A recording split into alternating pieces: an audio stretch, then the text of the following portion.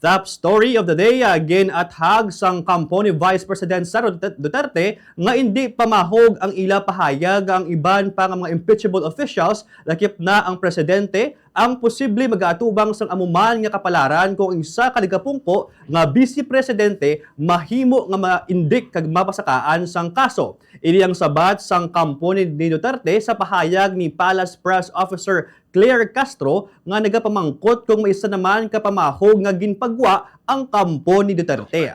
Suno sa legal counsel ni VP Sara sa kaso nga grave threats, ginpahayag ni Attorney Paul Rollins Lim isa lamang ini ka statement of fact kag hindi isa ka pamahog. Ginpanindugan sini nga kun mahimo nga mapasakaan sang kaso si Duterte samtang nagapungko mahimo man ini matabo sa iban pa nga mga impeachable officials. Una dire naghinyo ang kampo ni Duterte nga i-dismiss ang mga grave threats cases bangod sa ginalegar nga kakulangan sang jurisdiksyon sang korte. Nag-file man sila sang motion nga i-postpone ang arrest warrant samtang ginahulat ang desisyon sa matter of jurisdiction.